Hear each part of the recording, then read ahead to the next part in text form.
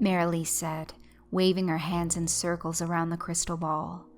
It flung off a soft, mutable light that painted the interior of the trailer in shifting shades of purple, yellow, and green. The shadows of her hands danced over drapery strewn across the ceiling and over the small, sightless windows.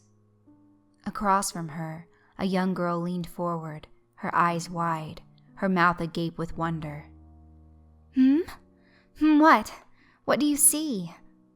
Marilee leaned back, the bracelets adorning her thin wrists jangling as she steepled her fingers. "It is an uncertain future," she said in a thick accent, "but I can perhaps hazard a guess." The girl blinked slowly and nodded in an exaggerated manner, her pigtails bobbing up and down. "Please," she said.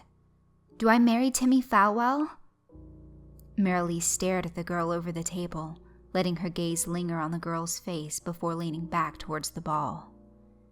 "Yes," she said, staring into its depths. "I can see it now. You and young Timothy Falwell will marry and have many beautiful children." The girl smiled a big, toothy grin, one of sheer joy. "I knew it!" she cried. "Do I have a baby girl?" Marilee nodded. "You will have twins." The girl clapped her hands together in glee. Marilee smiled and said, "I am glad you are happy with the future I have foretold for you." "Oh gee, I couldn't be happier," the girl said. "Thank you so much, Miss Marilee. I saved up all my allowance for a whole month so I could pay you." Marilee watched as the girl dug in the pockets of her skirt and came out with 2 sweat-wrinkled dollar bills. She thrust them at Marilee, a look of pride clear on the girl's face. She accepted the money with a smile. "I thank you for your generosity," Marilee said, pocketing the girl's cash with a flourish. "Now you must go, for I have used all my powers up and need to rest. Run home, child." The girl jumped out of her seat and hurried to the door. "Thanks again, Miss Marilee," the girl called as the trailer door clacked closed. Outside, the sun was setting over the carnival, the big top a silhouette on a nearby horizon. Marilee stood up from her seat, sighing, and unplugged the crystal ball. She walked over to the door and, casting one last glance after the girl as she skipped off, locked it for the night. She put the girl's $2 into her strongbox, then walked over to her dresser, where she slid all the costume jewelry off of her arms into a wooden tray. She undressed, untying her bandana from around her head and the sash of the robe around her waist. Slipping on a nightgown, she went into the cramped kitchen. She pulled a glass from the cupboard above the sink and stooped to reach into the fridge for ice and gin. Drink in hand, she retired to her bed to watch the shows on her tiny TV. As she watched the people on the tube, she thought about the lies she had told that little girl, an entire imagined future, custom-made for her delight. Marilee tried to feel guilty about it, but the feeling wouldn't take. She sipped her gin, letting the oily liquor warm her up. An hour or two later, her glass was empty, the ice melted to nothing at the bottom, and her eyes were tired, raw and hot from booze and looking at the TV for too long. She was sitting up to turn it off when she heard a knock at her door. It was polite. 1, 2, 3 knocks, then silence. She stood up in confusion and wandered over to the door. As she reached for the curtain covering the little window, the knocks came again, harder, more insistent. "Jesus, I'm right here," she shouted at the door, dropping the fake Euro accent of her Ms. Marilee and the mystic character for the snub-nosed, Bostonian curl of her heritage. She slid the curtain back and looked outside. For a moment, all she saw was darkness, the yellow of her trailer's outside light illuminating nothing but the few feet of ground around it. Then a man's face materialized from the right of the door, so suddenly that she jumped back with a cry of "Christ!" before composing herself and looking the stranger in the eye. He was young, no older than 22. His dark hair shined in the light from a finger's worth of pomade, giving it a hard, beetle-like appearance. Fucking greaser, she thought.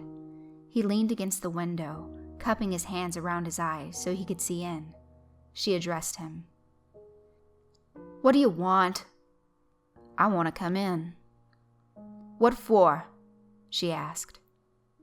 "You read fortunes, don't you? I want a fortune read."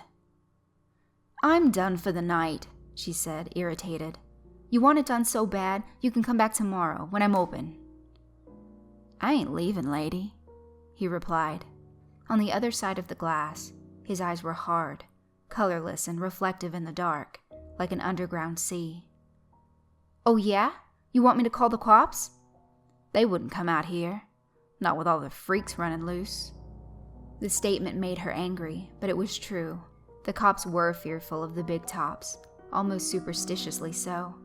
Normally that wasn't a problem, as carnies generally kept their own justice, but tonight was not a normal night. "All right, so maybe I won't call the cops.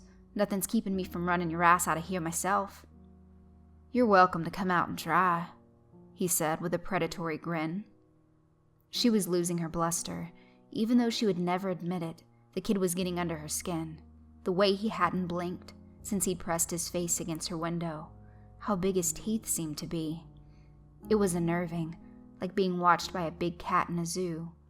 How it seemed to know that the only thing keeping its teeth off your throat was the glass of its cage. "I'll make it easy for you," he said. "You let me in, or I break in." "All right, goddammit," she cursed, unlocking the door and stepping back. He opened the door and stepped in, his body filling the frame. He wore a leather jacket and high-waisted blue jeans, and shoes as shiny and black as his hair. "That was easy, wasn't it?" he asked. "Shall we?" She went around to the other side of her table, hugging herself, and plugged the crystal ball back in. Its light bathed the man's pale face in a sickly yellow, making him appear jaundiced and angular, like a cancer patient. Or a corpse. Then the color changed and the deathly appearance went away.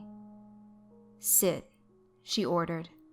He pulled the chair out and turned it around. He sat, wrapping his arms around the back. "What's your name?" "You tell me, mystic." She looked at him. "It's short. Starts with an R. Robert. No, Rob. Robbie?" He nodded appreciatively. "My friends call me Rocky. My mom calls me Robbie." She held out her hands. "Let me see your hand." He reached out his right hand and splayed it face up on the table, a hint of a smile playing about on his lips.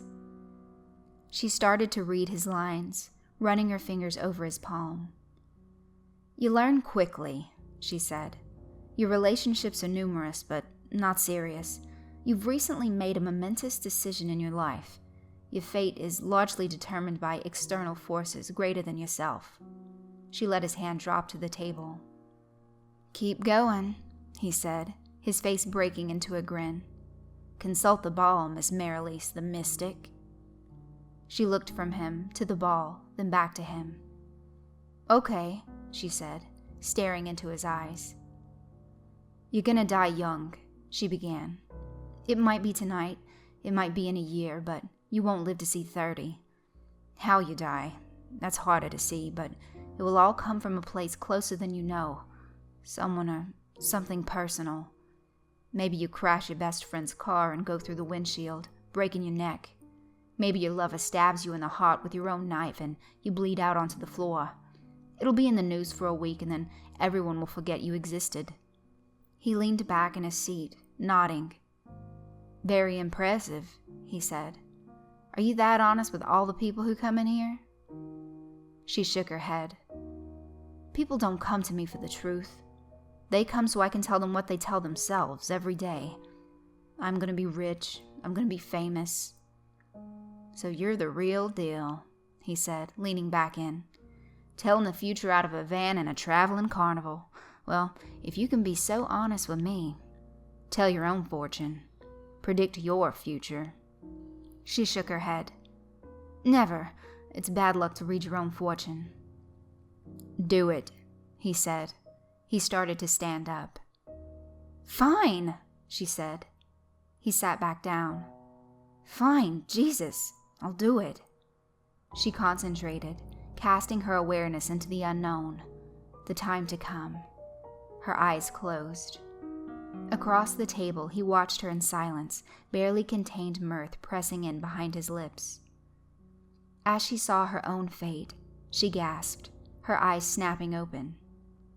I die tonight. You kill me with a revolver in your jacket pocket, then use it on yourself. Frank finds us in the morning and burns the trailer to the ground. Frank was the strong man of the carnival and also the owner. He would want to avoid any bad publicity. The carnival would pack up and leave her burnout trailer behind. Well, goddamn, Miss Maralise, Robbie said. He stood up and took the revolver out of his pocket. He aimed it at her face. You were spot on. He pulled the trigger, and the cylinder rotated with a click. Nothing happened. What? Robbie said, turning the pistol around and looking down the barrel. A dud? But I loaded it this afternoon. As he fumbled with the gun, his finger brushed across the trigger. Mary Ellis watched as the top of his skull flew off, blood and brains splattering the ceiling of her trailer. The gun's report deafened her, and her ears rang as Bobby's lifeless corpse dropped to the floor. She stood up and walked around to where he lay in a heap, his limbs folded awkwardly in death. The gun was still in his hand. Sorry, Robbie, she said, but you had to learn the hard way. She squatted down and whispered into his blood-flecked ear. Don't fuck with fate.